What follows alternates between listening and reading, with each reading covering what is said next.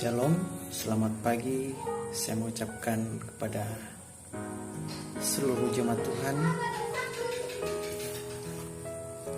merupakan ucapan syukur kita kepada Tuhan karena kita masih diberikan kesempatan oleh Tuhan untuk menikmati hidup yang Tuhan karuniakan kepada kita.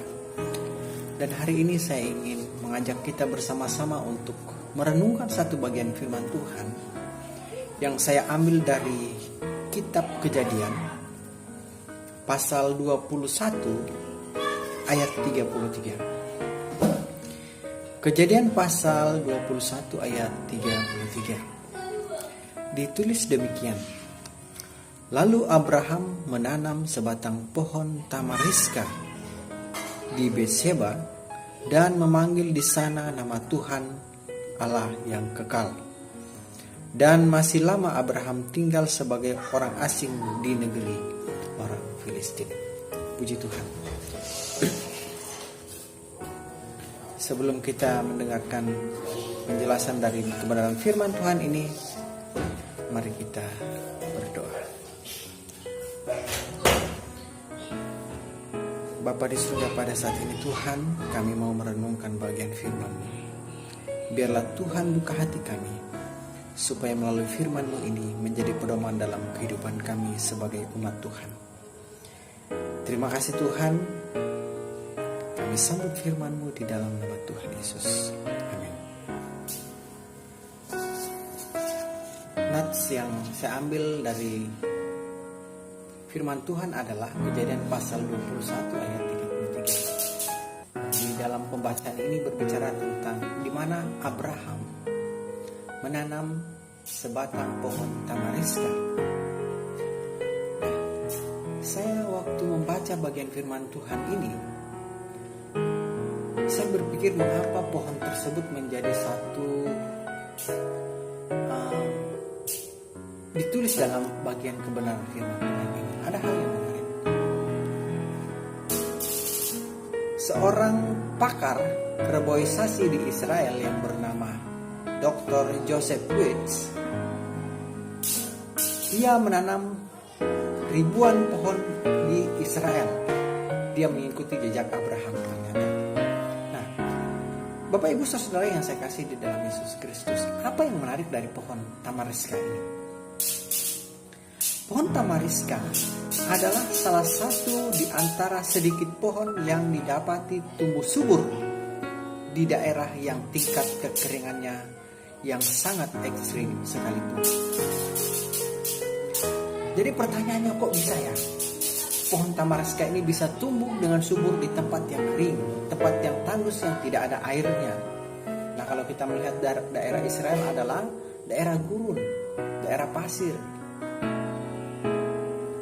Kenapa pohon tersebut bisa tumbuh dengan subur? Ini sangat menarik bagi kita. Ternyata dari penjelasan Dr. Joseph Witz tadi, pohon tamariska tersebut berupaya mencari sumber air bawah tanah. Menurut penjelasannya, akarnya itu sampai 30 meter di dalam tanah demi mendapatkan air. Jadi luar biasa Bapak Ibu Saudara. Jadi pohon ini ternyata dia terus menancapkan akarnya sampai mendapatkan air. Itu sebabnya dia bisa tumbuh dengan subur.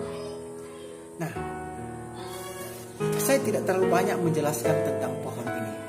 Yang jelas pohon ini terus berusaha bagaimana dia bisa mendapatkan air, sehingga dia bisa tumbuh dengan subur. Nah, pelajaran rohani apa yang dapat kita petik dari pohon tamariska ini?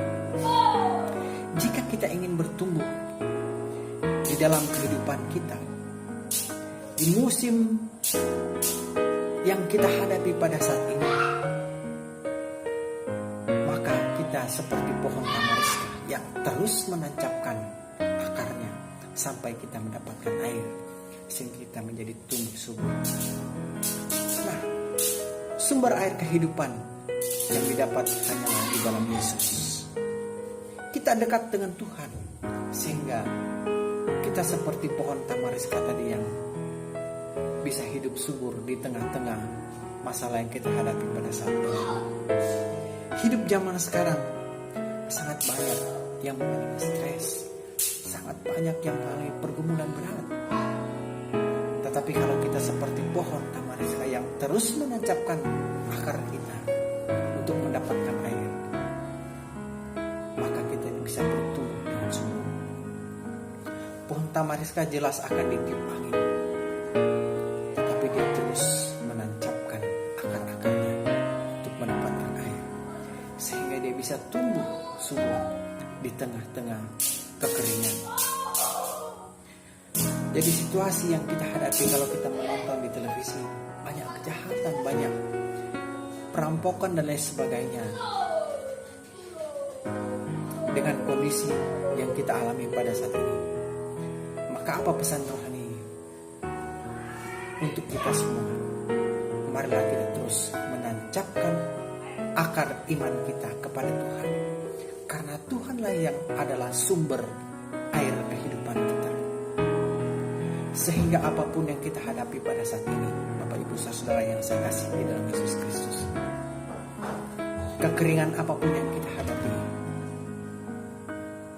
kalau kita terus menancapkan akar iman kita kepada Tuhan, maka kita akan tumbuh subur di tengah-tengah tantangan yang kita hadapi pada saat ini.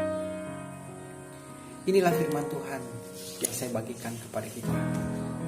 Biarlah melalui firman Tuhan ini kita dapat diberkati, sehingga kita adalah orang-orang yang sedang berjuang menancapkan akar-akar kita, karena Tuhan adalah juru selamat kita.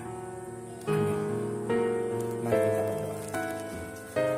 Terima kasih Tuhan, kami sudah belajar dari kebenaran firman-Mu. Biarlah kami seperti pohon tamariska yang hidup di tengah-tengah gunung, tetapi hidup subur karena terus menancapkan akar-akarnya sampai mendapatkan mata air. Biarlah kami belajar dari kebenaran firman-Mu ini, ya Tuhan, supaya kami tetap bersandar kepada Tuhan, terus menancapkan iman kami kepada air kehidupan, yaitu Allah yang hidup.